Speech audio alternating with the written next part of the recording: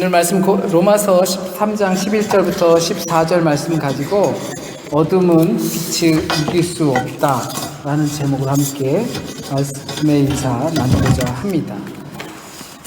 오늘은 대림절 첫 주입니다. 1년 중에 가장 화려한 날들이 펼쳐지는 기간이기도 합니다. 무려 4주간 동안이나 아주 화려하게 보냅니다. 4주간의 축제라고 해도 과언이 아닐 정도로 화려한 시간입니다. 대림절이 이처럼 화려할 수 있는 이유는 밤이라는 그 어둠의 시간이 길고 또 추위라는 추위의 시간이 길기 때문일 것 같습니다. 촛불 하나라도 밝을 수 있다는 걸 알게 해주는 시간이고 또 촛불 하나로도 온기를 느낄 수 있는 시간이다라는 것을 알게 해주는 시기이기 때문입니다. 어두우니까 빛을 감지할 수 있고 춥기 때문에 촛불 하나라도 그 온기를 감지할 수 있는 이 대림절 기간이 빛나고 아름다울 수 있는 이유가 바로 거기 있는 것 같습니다. 성탄일 하루를 위해 이런 4주라는 시간이 존재한다는 것은 정말 경이롭다 생각이 듭니다.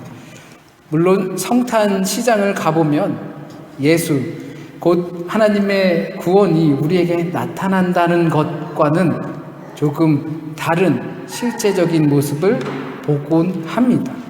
하나님의 구원을 기다린다기보다는 다른 것들을 더 기다리고 있는 사람들도 북적입니다. 성탄 시장에 노래는 울려 퍼지고 많은 사람들이 있지만 돈이 없으면 거기에 동참할 수 없다는 사실입니다.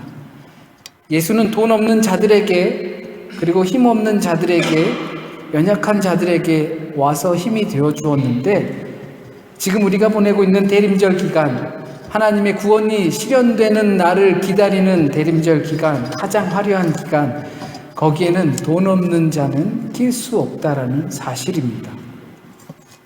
대림절 기간은 하나님의 구원이 실현되는 것을 기다리는 겁니다. 하나님의 구원이 내 삶에서 실현될 것을 바라고 기대하고 기도하는 겁니다. 그 낄 수 없던 사람들이 나와 함께 할 수 있게 되는 것, 그것이 하나님의 구원의 실현이고 그리고 그 날을 위해 우리가 기도하고 기다리는 겁니다. 사람의 몸을 통하여 사람으로 오신 하나님의 말씀이 우리에게 오는 것을 기다리는 시간입니다. 예수께서 이 땅에 오셔서 하나님을 보이실 그 날을 기다리는 겁니다. 그러나 이것은 모두에게 들렸던 소식은 아닙니다. 이 구원의 현실, 구원의 실현이 모든 만민들에게 다 알려졌던 것은 아닙니다. 사가랴의 집안과 마리아와 요셉에게만 처음 이 소식이 들렸습니다. 누구나 알 수 있었던 사실이 아닌 제한적인 비밀과도 같은 것입니다. 선지자들을 통하여 베들레헴 에브라다 작은 골에서 날 것이다, 메시아가 날 것이다 라고 선포는 되었지만 그러나 그것이 모든 사람들이 믿고 따를 만한 이야기로 들려지질 않았습니다. 그것이 현실화가 되고 감지할 수 있었던 것은 소수에 불과했습니다. 불현듯 그들에게 닥친 현실들을 이 적은 사람들이 그것을 믿고 그날을 기다리는 마음이 모두는 알고는 있었지만 현실이 될 것이라고 믿지 않았던 그 하나님의 구원의 실현이 이 몇몇 사람들에게 들렸던 것이고 믿게 되고 확신하게 된 것입니다. 그 사람들이 그날 오는 날 하나님의 아들이 오는 날을 기다리는 그 마음으로 우리가 대림절을 기다린다면 아마 대림절기를 잘 보내는 것 중에 하나가 될 것이라 생각합니다. 그날은 올 것인데 임마누엘이라고 이미 말씀하셨는데 그날이 되면 어떤 일이 벌어질까? 기대감과 긴장감이 감도는 시기가 될 겁니다. 적어도 이 기대감과 긴장감은 이미 알려진 이 사람들에겐 불투명하고 불확실한 그런 미래는 아닙니다. 하나님의 구원이 실현되는 것이었습니다. 그것을 기다리고 기대하고 기도하는 시기가 바로 그 시기입니다. 지금 바로 우리의 시기입니다. 그런데 이런 기다림 말고 초림의 기다림 말고 대림절이 갖고 있는 또 다른 의미는 세상의 마지막 때, 주님의 재림의 때, 다시 오실 때를 말하기도 합니다. 그렇다면 하나님의 구원이 현실화되고 구체화되는 초림 사건을 일부 몇 사람에게만 알려졌지만 이후에 그 기다림, 지금 우리가 기다리고 있는 그 기다림은 모두에게 알려져 기대감을 갖고 그날을 준비해야 하는 기다림입니다. 이제는 큰 무리들에게 다시 오심을 약속하셨습니다. 그날을 어떤 마음으로 기다려야 할지 우리는 이미 짐작합니다. 오늘 본문 말씀을 보면 어떻게 그날, 다시 오시는 그날이 임했을 때 그날이 임하고 있으니 우리는 어떻게 살아야 한다라고 말을 합니다. 어둠의 일을 벗고 빛의 갑옷을 입자. 단순하게 말하면 어둠의 일을 벗고 빛의 갑옷을 입자라고 권면합니다. 오직 다른 거 말고 예수 그리스도의 옷으로 옷을 입자 권면합니다. 그러면서 소소한 것들을 이야기합니다. 단정히 행하고 방탕하지 말고 취하지 말며 음란하지 말며 시기하지 말며 다투지 말며 싸우지 말며 뭐 그런 것들입니다. 신앙인이라면 저렇게들 사시죠. 음란하지 않고 음탕하지 않고 방탕하지 않고 술 취하지 않고 호색하지 않고 시기하지 않고 다투지 않고 사시죠. 그러라고 권면하고 있습니다. 그런데 이것은 어떤 기독교인 또는 종교인들만이 가지는 윤리적 삶의 목표는 아닙니다. 요즘 들어 건강한 가족, 건강한 사회 이런 것들을 이루기 위해서 많은 사람들이, 대개는 젊은 사람들이 이러한 삶의 목적을 갖고 살아갑니다. 술 취하지 않으려고, 방탕하지 않으려고, 호색하지 않고 우리의 가족을 사랑하려고, 그리고 되도록이면 시기하지 않고 질투하지 않으며 다투지 않으며 살려고 합니다. 그러니까 바울이 하지 말라고 하는 이런 권면은 우리의 것만은 아닙니다. 모든 사람이 보편적으로 지켜야 하는 권면입니다. 그런데 바울이 말하는 그렇게 하지 마세요. 날이 밝아오고 있습니다. 이제 깨어나야 합니다. 라고 말하는 것은 무슨 뜻입니까?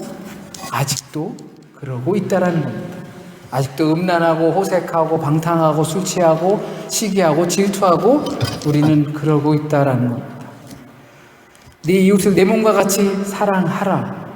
왜 이 말씀이 우리에게 여전히 유효합니까? 내 이웃을 내 몸과 같이 사랑하지 못하기 때문입니다. 어떻게 저렇게 생각할 수 있어? 어떻게 저런 행동을 할 수 있어? 나 같으면 그렇지 않을 텐데 라는 이유로 사랑의 기준은 나인 거죠. 물론 바울이 나열한 것은 그 명시된 술 취하고 방탕하지 말고 호색하지 말고 음란하지 말고 이러한 것들은 딱 그거는 하면 안 돼. 그날이 다가오면 그거는 절대 안 돼. 그것이 아닙니다. 쭉 들어보면 다 비슷한 이야기입니다. 그 안에 어떤 술 취하지 말라라는 것에 대한 문자적인 또는 은유적인 무언가가 있는 것이 아닙니다. 통틀어서 볼 때에 밤과 같이 행동하지 말라는 겁니다. 이제 빛이 밝아오고 날이 밝아오니 이제 낮에 사는 사람처럼 살라는 겁니다. 밤에서 활동하는 그런 사람들처럼 활동하지 말고 낮에 사는 사람처럼 활동하라는 겁니다. 이제 밤에는 하던 일들을 그만하는 겁니다. 오늘 본문에서 나열한 하지 말아야 할 것들에 대해 바울은 그런 것들은 밤에나 하는 것들이다. 술 취하고 음란하고 호색하고 방탕하고 그리고 시기하고 질투하고 이런 것들은 밤에나 하는 것들이다. 그런데 어찌 그렇습니까? 술 취하고 호색하고 음란하고 방탕하고 이러한 것들 밤에만 합니까? 시기하고 질투하는 것, 싸우는 것 밤에만 합니까? 백주 대낮에도 하지요. 그런데 대부분 밤에 많이 하긴 합니다. 그러니까 밤이라는 그리고 어둠이라는 것이 주는 의미가 뭔지 생각해 볼 필요가 있습니다. 우린 밤이 되거나 어둠이 찾아오면 할 수 있는 것들이 있습니다. 낮에는 할 수 없었던 억눌렸던 우리 안에 있었던 욕망, 그것들을 밤에 표출합니다. 막 낮에도 그런 것들을 하고 싶어요. 그런데 밤이 되면 그것들이 딱 표출이 돼요. 왜 그렇습니까? 아무도 보지 않다고 생각하고 있기 때문에 그래요. 아무도 보지 않는 밤에는 내가 한번 해볼까라고 생각했던 그런 것들을 표출해 내는 겁니다. 그러니까 밤에 일을 그만둬라 라고 하는 것은 아무도 안 본다고 생각하지 마라 라는 겁니다. 아무도 안 본다고 생각하고 아무도 없겠지, 음란해볼까, 호색해볼까, 이런 거 그만, 다 보고 있다라는 것을 전제하는 겁니다. 날이 밝았다라는 것을 전제하는 것입니다. 음란과 호색, 밤의 일은 아무도 보지 않는다라는 생각에서 표출됩니다. 그래서 금지하고 낮과 같이 행하라는 겁니다. 누군가가 보고 있다라는 것을 알라는 겁니다. 이제 어둠의 옷을 벗고 빛의 갑옷을 입자. 빛의 갑옷을 입자라는 이 갑옷은 어떤 옷 입는 것보다 무기나 도구로 우리를 무장하자라는 겁니다. 전신갑주를 떠올리게 하죠. 믿음의 방패, 구원의 투구, 의의 흉배, 진리의 허리띠, 평화의 신발들을 신어라. 빛이 다가오고 있다. 밤의 일들을 버리는 겁니다. 우리가 밤에도 이렇게 무장하여서 어두운 세상을 살아간다 하더라도 낮에 사는 사람처럼 누군가는 언제나 나를 지켜보고 있다라고 생각하는 것처럼 살아가라는 겁니다.